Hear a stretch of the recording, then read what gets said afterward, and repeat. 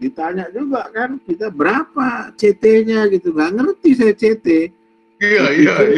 Oksigen kan, saya Iya, Pak, bilang saturasi oksigen saya 97, masih tinggi.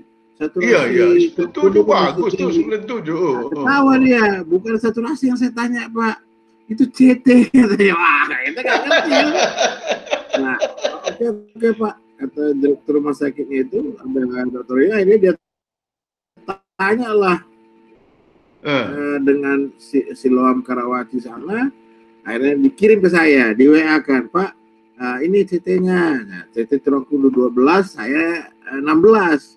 Saking kita awamnya nggak ngerti, saya bilang sama Trokudu, kalau kita ini virusnya masih sedikit, jadi kami ini lebih sehat dari saya. CT ini 12, saya 16, saya bilang gitu kan. Pak, nanti terbalik ya. Terbalik, Pak. Ya, dia nggak ngerti. Wah, akhirnya saya tanya lagi dokter itu, saya Google lagi, dia tenangkan, Pak Ade tenang, jangan terpengaruh dengan CT. Tapi setelah itu baru saya tahu kan bahwa ternyata putaran pilihan masing-masing lab itu berbeda-beda. Cakap-cakap cerdas penuh inspirasi, bercerita, bertukar pikiran untuk masa depan, menuju keberhasilan dan kebaikan. Cerdas itu nama programnya. Cerdas, cakap-cakap cerdas penuh inspirasi. Cerdas menerapkan temuan Judith Glaser PhD tentang conversation intelligence bahawa cakap-cakap cerdas bisa meningkatkan imunitas dan mendorong daya cipta.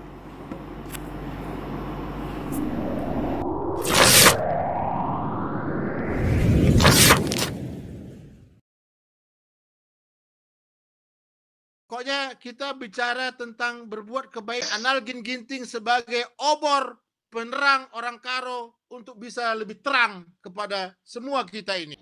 Alhamdulillah, puji Tuhan ya kan. Oke. Jadi langsung saja kita Empalgo. Kulihat begini, kamu punya satu pengalaman yang sangat istimewa. Ketika kamu diizinkan oleh penguasa kehidupan ini untuk juga bersama-sama dengan jutaan teman kita yang lain bisa merasakan punya pengalaman di dalam COVID ini, Balko.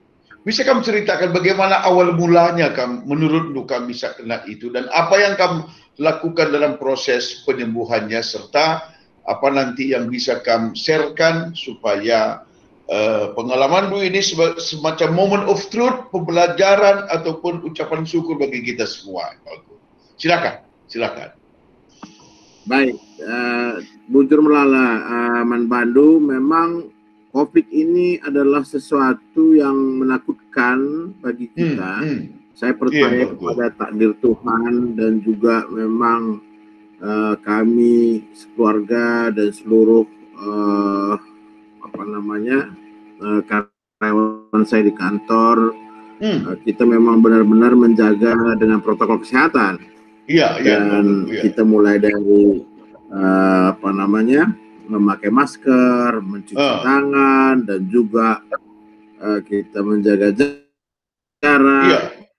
Bahkan kita setiap meeting itu dibatasin dengan piranti-piranti kaca dan sebagainya ya. Selama hampir setahun kita lalui dengan baik dan ketika kira-kira sebulan yang lalu itu sesuatu yang mengejutkan bagi kami bahwa saya tidak memiliki gejala yang berat sebetulnya. Jadi kami ini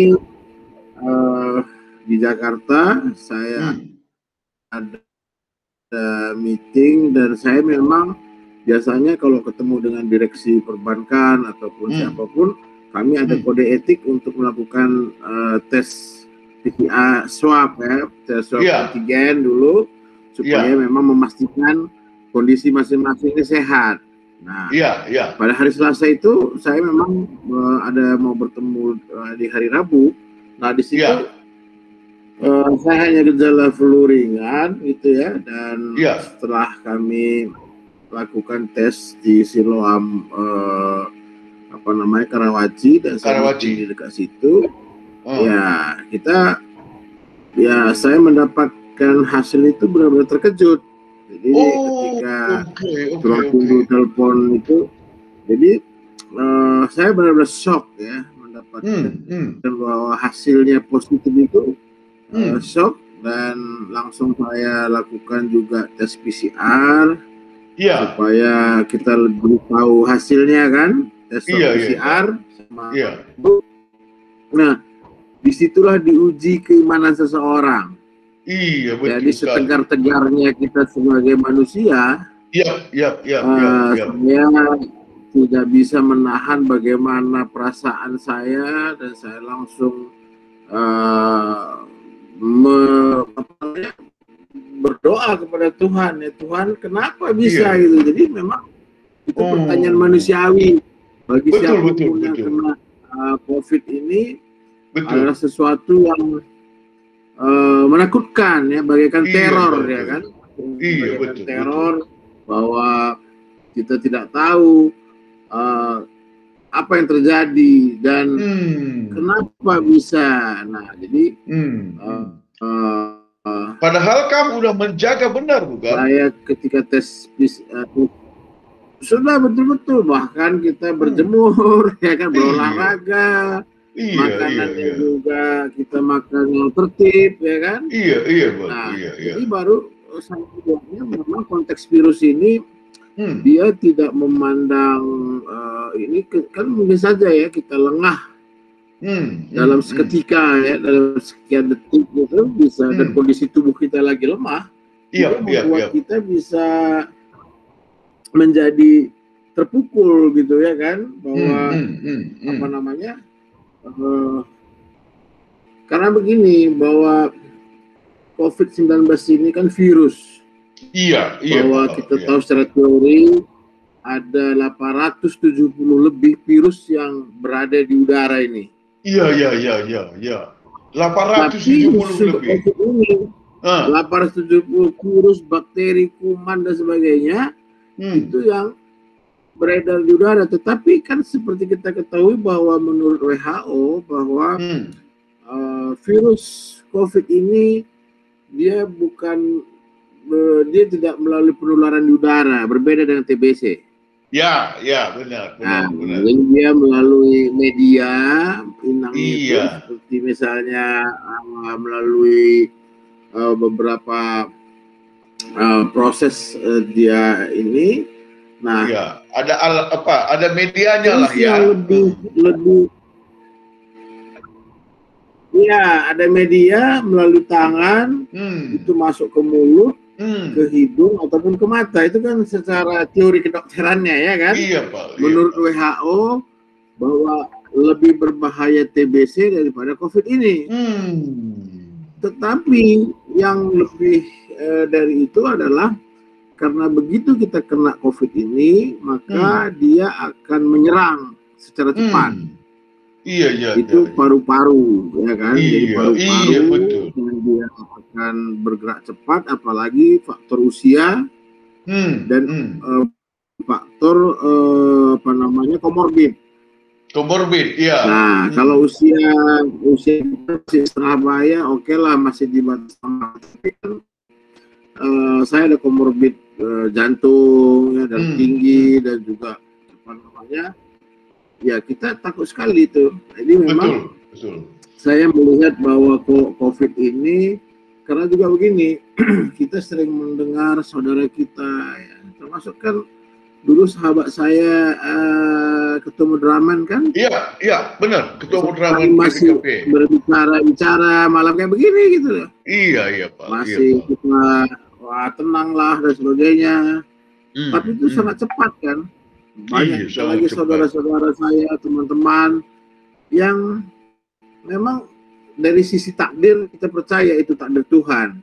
Amin. Tapi dari sisi ikhtiar kita sebagai manusia, ini kan sesuatu yang luar biasa gitu ya kan, maksudnya cepat sekali ya. Nah, jadi Cepat sekali. saya melihat bahwa yang berbahayanya itu adalah ketika kita tidak tahu bahwa kita itu sakit. Iya, Pak. Iya. Nah, jadi makanya apa yang pengalaman ini yang cukup berharga saya ingin sharing ya, ingin berbagi kepada kita semua, tidak hanya Iya, silakan Pak. Iya. kepada semua bahwa COVID ini juga merupakan satu hal yang membuat kita perenungan lah. Perenungan Membuat kita merenung.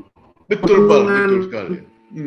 diri kita untuk lebih dekat kepada Tuhan, ya kan? Amin, Saat-saat yang memang diuji kita sebagai manusia, karena kita sudah merasa sudah memprotek diri, tetapi kok masih bisa? Masih bisa ya Nah, Pak, ini ya yang betul. saya rasakan bersama Tulang Kundu masih bisa.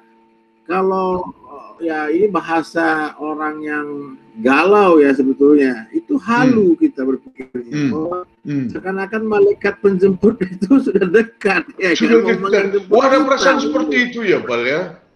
Ada perasaan seperti itu? Ada, jadi perasaan seperti itu. Makanya ketika bahkan hasil PCR itu saja kan dia sore saya PCR, kan hasilnya malam baru keluar. Iya. Saya berdoa kepada Tuhan, Tuhan, tolonglah bisa berubah itu menjadi negatif, begitulah kira-kira doanya gitu ya. Jadi waktu tes swab antigennya kan sudah positif. Nah, terus kita PCR lagi untuk memastikan. Betul. Sudah 99% teorinya itu kita sudah pasti positif PCR. Positif ya. Jadi malam itu semua berdoa terus saya sambil menangis saya, Tuhan mudah-mudahan itu hasilnya besok positif gitu. Nah ini ternyata memang hasilnya itu, dan itu membuat semakin kita panik juga. Dan apa namanya? Kita menelpon siapa namanya WA itu berurai air mata. Iya. Ya, saya beribadah, berdoa, berurai mata. Nah itu pikirannya ini berbahaya, itu akan membuat imun kita turun. Betul Bang. Panik, buangin dia, ya, pikiran tapi begitu kalau, ya. saya bisa bicara begini karena sudah sehat.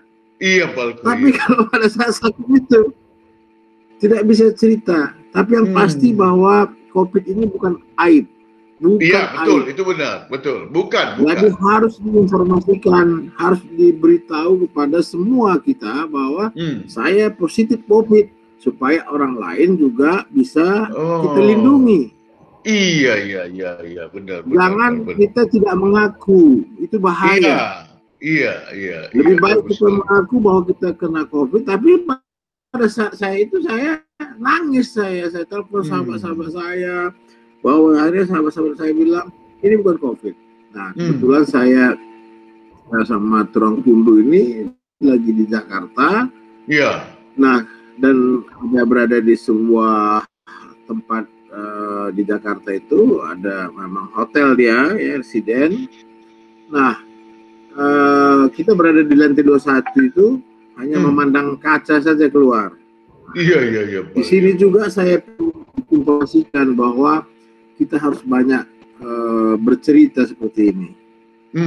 Kita harus banyak bertukar pikiran, berkomunikasi dengan semua orang, bersilaturahmi. Nah, di situ saya rasakan saya memiliki teman dan partner kerja saya juga, memang saya bersama beliau, seorang konglomerat yang bersahaja, namanya James Riyadi. Oh iya. James Riyadi ini adalah pemilik Lipo Group, termasuk Investasi Siloam. Iya. Saya salah satu direktur di perusahaan yang kami ada kerjasama. Iya. Nah, saking paniknya saya hubungi beliau itu. Di Singapura pada saat itu, beliaunya masih berada di Singapura. Langsung dia perintahkan kepada semua direktur rumah sakitnya, dokter-dokter terbaiknya, untuk menangani saya. Oh, oke Pak. Nah disitulah Begitu. saya rasakan kehadiran Tuhan itu yang luar biasa. Oh, oke. Karena kalau Amin. kita pun punya uang, kalau kita pun punya apa segalanya, kita tidak bisa mendapatkan akses cepat terhadap penanganan kan. Iya Pak. Jadi di situ saya rasakan kasih yang sesungguhnya itu gitu, bahwa kita kalau sering bersilaturahmi, bertemu dengan orang siapapun dia, kita benar-benar bantu gitu loh. Sampai ya saya benar-benar terharu juga melihat kesibukan dia, dan kita ini siapa kan begitu kira-kira. Iya Pak. Jadi langsung pada siang itu kami diminta, kan sudah dari Lipo Karawaci kami ke tempat kami di daerah Kuningan itu. Nah besoknya langsung dia bilang bahwa segera ke rumah sakit, dokter yang telepon, jadi dokter yang telepon kita. Oh, dokter yang telepon kami ya. Nah, jadi ditanya juga kan kita berapa CT-nya gitu, nggak ngerti saya CT. Iya. Oksigen kan. Saya Iya, Pak, bilang saturasi oksigen saya 97, masih tinggi. Saturasi itu bagus tuh 97.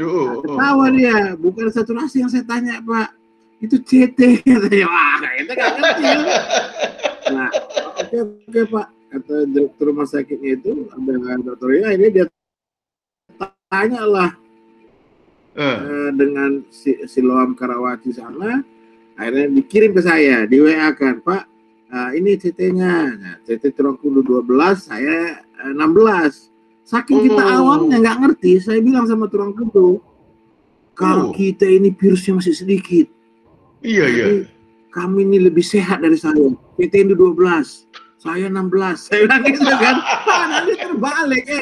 Terbalik Pak. Ya, ini nggak ngerti. Wah, akhirnya saya tanya lagi dokter itu, saya Google lagi, dia tenangkan, Pak Adri tenang, jangan terpengaruh dengan CT. Tapi setelah itu baru saya tahu kan bahwa ternyata putaran pilihan masing-masing lab itu berbeda-beda.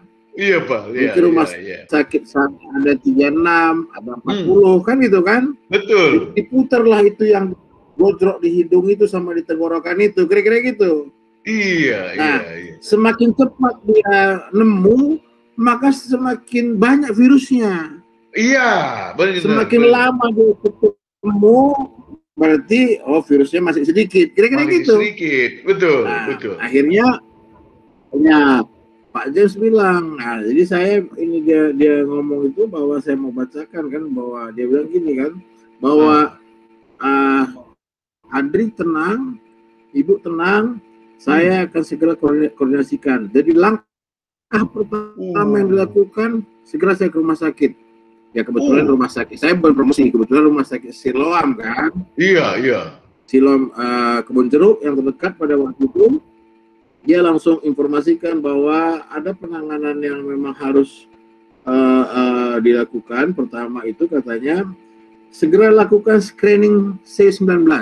Ya, screening. Nah, jadi nanti di situ ada penilaian klinis, cek darah, CT scan torak, dan testing COVID yang relevan untuk dibutuhkan. Ada TCM, rapid antigen atau PCR jika memang belum dimiliki. Nah, kebetulan yang nomor 4 ini kan sudah. Ya. Jadi PCR. Yang pertama screening ini, screening C19 ini ada cek darah, CT scan. Nah, itu yang pertama dilakukan. Jadi kepada kita semua yang baik yang sudah memiliki dia sudah kena COVID positif, mau OTG mau enggak, parah atau enggak, lakukan segera screening tadi, cek darah dan foto torak. Ini kata kunci sebetulnya. Itu kata kunci. Nah, dari situ nanti bahwa screening C19 ini menunjukkan berapa berat infeksi virus C19 terhadap tubuh. Khususnya terhadap paru. Iya Pak.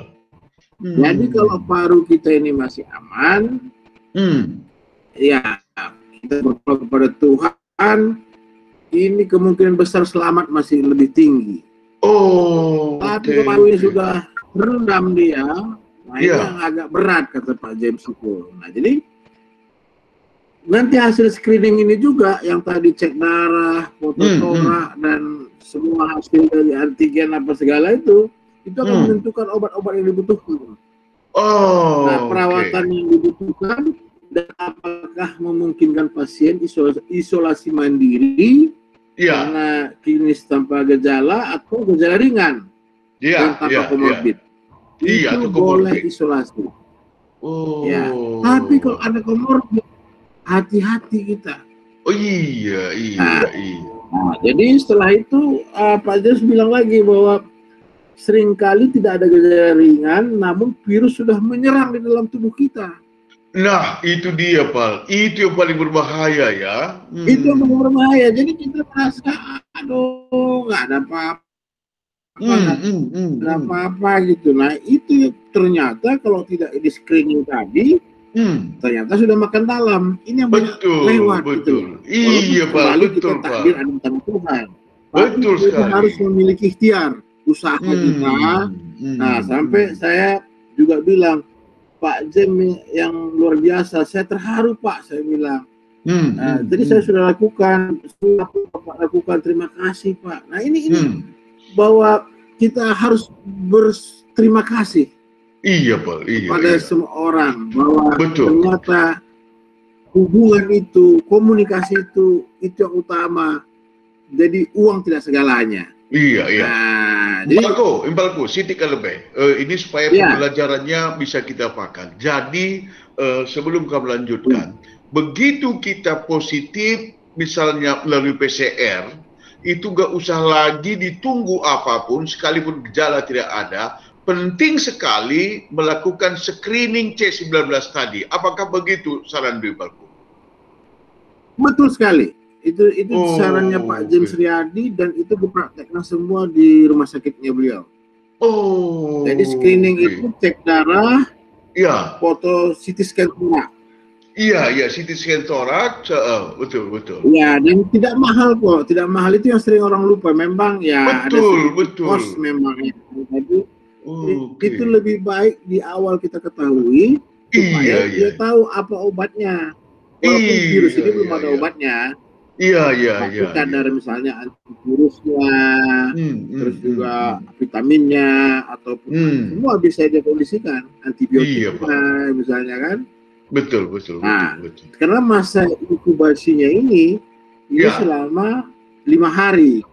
5 hari ya, 5 hari awal ya. Ya, 5 hari kritis pertama. Setelah itu 11 hari ke-11 dan hari ke-12. Oke. Jadi ada 2 kali masa kritis. 2 kali masa kritis ya. 2 kali masa kritis karena biasanya di hari ke-6 kita nggak ada demam, nggak ada sesak, ya kan? Ketika di hari ke-12, hari ke-11-12 ini kita diserang lagi di situ. Serangan terakhir. Ya, tapi biasanya kalau sudah lewat di hari ke-5 ke-6 itu sudah tidak terlalu keras serangannya. Iya. Itu paling hilang pembauan, penciuman gitu ya. Kayak di samping memang obat-obat dari dokter juga itu ada suplemen ya seperti madu, susu, begitu. Sangat membantu. Itu sangat membantu ya. Saya makan telur setengah matang 2, telur ayam kampung. Iya, Pak. Ya, kita di kampung-kampung kita itu pakai garam sama merica. Sama ada abang di peninggalan itu dikasihnya pula tawar. Jambu karo. Iya. Itu kita minum. Udah apa itu? Orang Cina itu pun pakai itu, nggak salah katanya gitu ya kan? Jadi, karena memang semua ini karena saking paniknya kita itu kadang-kadang kita tidak tahu lagi apa ini karena dia kan kayak teror. Kita tidak tahu kapan datangnya dan kapan dia perginya. Nah, sesuatu yang memang ketika kami di hari ke-13 itu masih dicek lagi. Masih positif. Makin kurang lagi. Karena kita sudah sedemikian hari memaintain dengan dokter terbaik, dengan obat-obat terbaik. betul. makan debu terbaik, kita sudah masih positif. Iya. Tapi CT-nya sudah naik di 38, 36. Ya, itu kan udah sembuh sebenarnya. Kata dokternya ini karena memang ya karena mungkin sudah diperintah sama Pak James kali ya. Jadi dokternya pun baik juga gitu. Maksudnya detail juga dia jelasin, Pak Adri, tidak usah takut Pak, bahwa itu tinggal fosilnya saja katanya, bangke virus tadi gitu. Jadi karena mesin itu sensitif, dia masih baca katanya gitu ya kan. Wah, itu baru juga. Tapi juga supaya Bapak yakin katanya, ini nanti 7 hari lagi Bapak isolasi mandiri, baru nanti kita CT scan lagi, screening lagi. Nah, untuk memastikan bagaimana kondisi paru kita gitu loh. Iya Pak. Nah ini yang maksudnya dia sudah meyakinkan bahwa kalau sudah 14 hari Pak, walaupun Bapak masih positif, sudah nggak nularin lagi, nggak apa-apa. Tapi kan sebuah anomali kan bagi kita. Karena kalau kita mau naik pesawat kan diminta suratnya masih positif kan. Orang pun masih takut sama kita. Betul Pak. Kita pun takut menulari, padahal sudah dijelasin kan. Nah ini yang maksud saya bahwa kita pertama memang sudah tidak usah resah katanya secara teorinya, tapi secara prakteknya ini juga berbahaya secara psikis. Karena kita misalnya ditanya orang sudah positif, sudah negatif Pak, belum bisa lari dia terbirit. Iya. Maksudnya karena tidak diedukasi dengan baik. Iya, seperti kamu sudah tahu, kan tidak banyak yang tahu seperti itu bahwa kalau sudah sebetulnya secara teori yang saya baca juga, kalau itu awak pesawat di Cathay Pacific itu mereka selesai bertugas langsung dikarantina 20 hari, nggak usah dicek-cek itu, udah sehat sudah gitu loh. Jadi maksudnya kita ini mengisolasi diri kita selama 12 hari atau tentunya baru 20 hari itu nggak perlu tes itu. Jadi kalau kita misalnya melakukan aktivitas mana ketemu banyak orang, terus kita bosan, ya kita harus ada masa transisinya, kira-kira gitu. Tapi kan makanya sekarang kan sudah dimulai kan di bandara bahwa nggak usah pakai tes itu, pakai genos itu ya kan? Iya, genos itu. Yang bus itu. Oh, itu ditiup itu ya Pak? Itu karena biayanya cuma 20.000. Oh gitu ya. Ada duit 200.000 minimal. Ya. Betul Pak. Dan ini yang memang kita harus memang tetap waspada. Ya. Jadi pemerintah sudah melarang mudik ini karena kan untuk menghindari kerumunan itu sebetulnya. Iya Pak. Betul. Nah, jadi seperti usia lansia yang juga namanya di pelayanan umum ataupun yang misalnya keagamaan di gereja, di orang yang di masjid, semua kan sudah mulai divaksin. Betul Pak, betul. Nah, jadi vaksin ini sangat penting. Jadi saya menghimbau juga kepada semua kita yang sudah mendapatkan kesempatan untuk divaksin, segera kita vaksin. Betul Pak, jangan lagi berdebat. Jangan lagi berdebat. Betul. Jangan bilang ini halal, tidak halal, atau ini banyak main. Nggak usah, kalau sudah dikatakan pemerintah kita percaya. Iya, betul.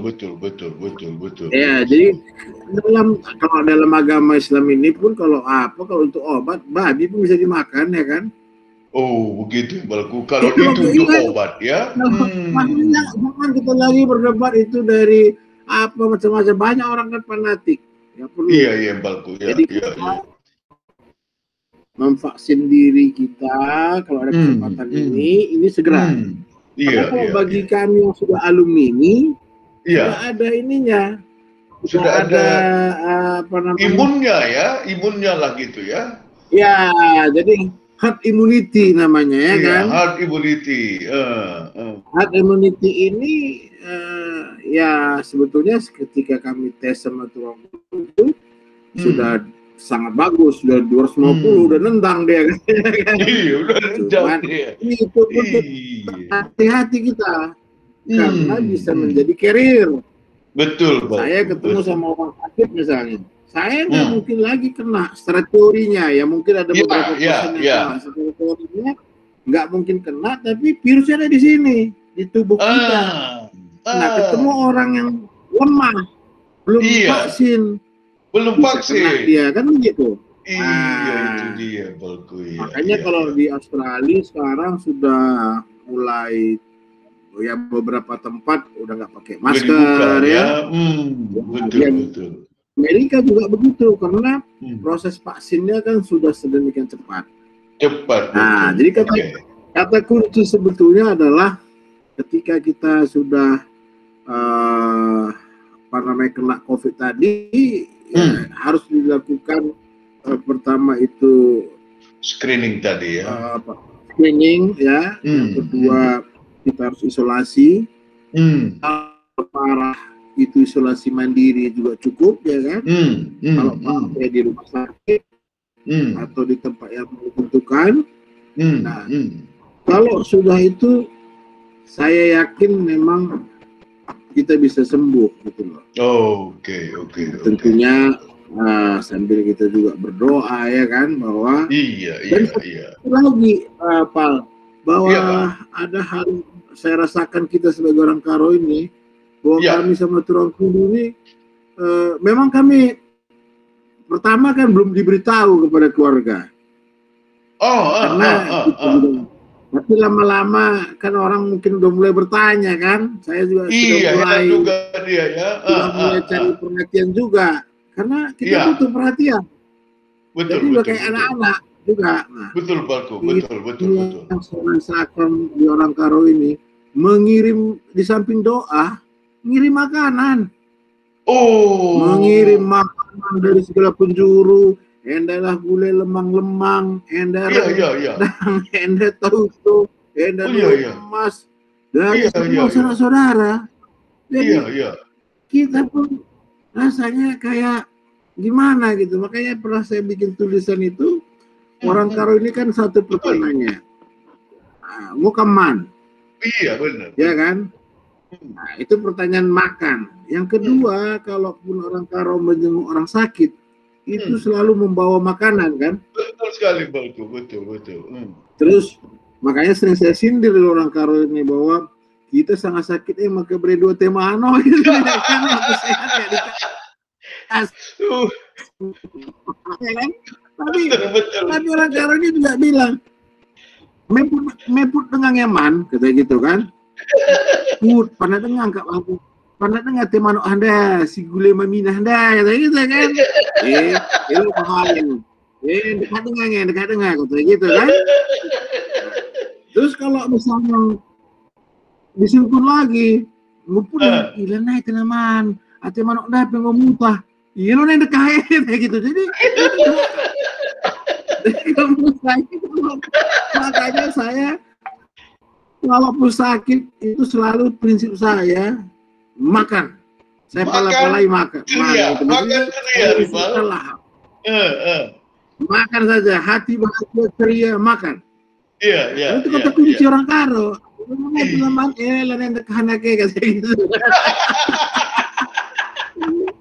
Kali ini saya sambil menangis juga sama kirimin ikan mas gulai Karo khas Karo gitu kan. Ada yang ngirim roti kosong, ada dari cililitan.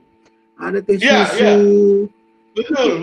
Merasa bahwa itu lebih daripada uang. Karena apa gunanya uang? Itu berarti kita sangat berterima kasih terhadap adat kita ya. Ada Karo ini luar biasa. Segala penjuru, dari macam-macam. Kadang-kadang kita sudah Saking itunya penuh tuh kulkas. Jadi makan ini tauco, lemang-lemang, ini. Nah, jadi saya percaya hati gembira itu adalah hobi, gitu. Hati gembira adalah obat, kasih yang kita bertemu dengan semua segala penjuru. Di situ saya rasakan. Ini makanya ada hikmahnya juga kena COVID ini, walaupun nggak bisa dijenguk. Tapi kita ini dikirimin makanan, jadi nah, teman ini juga yang saya bilang tadi, perasaan halu itu ini yang berbahaya. Jadi kalau kita tahu gini, karena nggak bisa dijenguk kan pusing kepala kita. Iya, betul. Yang lebih berbahaya apa coba? Sampai kebayang nanti kalau meninggal ada nggak yang kirim bunga? Ada nggak mengantar sampai ini kan pikiran yang negatif kan? Sampai sebegitu. Terus misalnya kan kita juga ada media kan, komunikasi, teman kita kena COVID, oh masih telepon. Nama dia meninggal, kan ini kan juga ngeri kan? Ada saudara kita, ada ini kita masih ngobrol, saya kayak kan kena COVID, semangat kita semangat, toto lewat. Nah, iya betul. Mempengaruhi psikologi kita. Tapi Pak, bagi kata Tudai, tapi Tudai bahwa ada juga hikmahnya yang sangat positif. Kita mengalami COVID ini di Tudai, dan aku lihat bahwa salah satu ibas pengalaman Dwe, aku yakin sekali kamu sangat berterima kasih sama Pak James Riyadi, dan mungkin hubungan emosional itu dengan Pak James Riyadi juga akan semakin kuat ke depan ini. Benarkah demikian, Pak? Sangat betul. Saya percaya bahwa memang itu yang sebetulnya orang-orang yang memiliki talenta, memiliki sebuah kepemimpinan yang luar biasa menurut saya. Hubungan ini bagi saya adalah hubungan yang manusiawi. Sekalipun saya memiliki hubungan kerja dengan beliau, tapi siapa saya? Dia ini lagi berada di Singapura dan ini konglomerat. Maksudnya kok sampai-sampainya dia mau care, mau turun. Itu bagi saya adalah sesuatu gitu loh. Maksud saya, ya maksudnya, ya itulah hebat menurut saya dia. Itulah yang saya harus tiru gitu. Itu harus kita tiru. Sikap-sikap orang yang sudah konglomerat, orang yang sudah kaya. Ngapain dia ngurusin? Ngapain dia berkomunikasi dengan kita gitu ya kan? Ini maksud saya bahwa saya makanya bilang kalau kita orang Karo ini udah penjago-jago kan langit ada di atas langit gitu ya maksudnya. Terus kita pun harus selalu dekat kepada semua gitu loh. Kalau kita sudah kaya, ya apa yang bisa kita lakukan? Mau kita doa, mau apa, yang penting perhatian. Yang lain jawab WA pilihannya terjawab bisa. Padahal gratis. Telepon mana angkat. Nah. Jadi tidak ada lagi dia budaya istilahnya menajari, tapi dia orang Karonya saya melihat walaupun sudah di ibu kota. Nah, kalau masih sakit itu masih ada rasa. Ada satu orang juga kami hanya berkenalan sebetulnya di Facebook. Orang Karo, dia salah satu apa namanya, saya nggak usah sebut nama nanti kan cemburu yang lain kan. Dia tinggal di Bintaro. Itu sampai care dia mengantarkan itu loh. Kusuruh kari Agindu gule ke Lemang-Lemang, katanya ada hubungan dengan family sama orang Karo aja. Kalian pun di Facebook. Di Facebook. Itu yang membuat saya terharu saya. Dan maksudnya, sekalian deh pagi-pagi kirim bandu roti kosong, teh susu cililitan gitu kan. Ini nanti siang lemak katanya. Saya, jadi ya ini beruntung lah saya bahwa saya bisa juga sama Turang Kudu pas lagi sakit itu ada di Jakarta. Banyak orang Karo, banyak famili. Coba kalau saya di Surabaya ini, sepi. Sepi Ya, ya. orang Karo jauh-jauh dan juga kan nggak se-Jakarta lah. Dan Iya. juga bisa juga kita stres kan. Bagaimana kalau ini nggak ada yang ini WA itu sampai hotel itu bingung itu petugasnya. Tiap 1 jam sekali ada makanan kirim, ini ada apa orang pikir begini.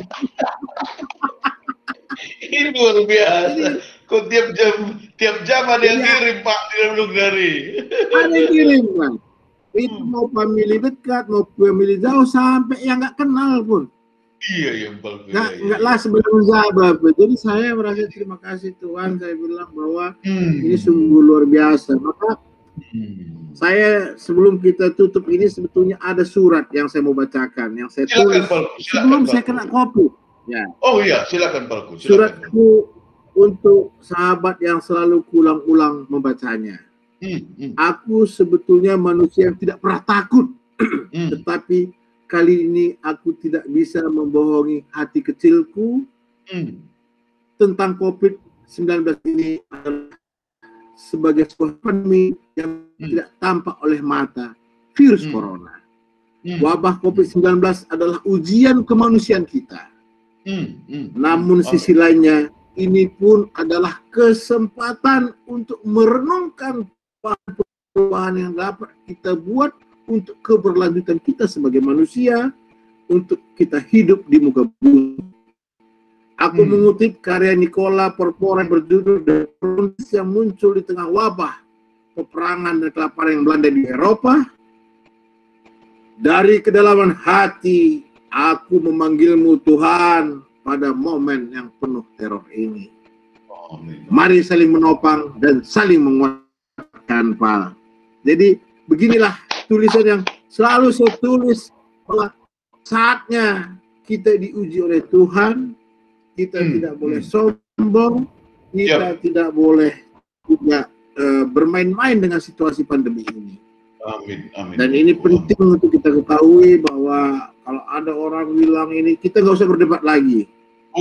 Jadi saya merasa bahwa kita juga banyak tadi yang orang Karo tadi adalah pejuang-pejuang kemanusiaan yang telah memberikan serasa kebersamaan.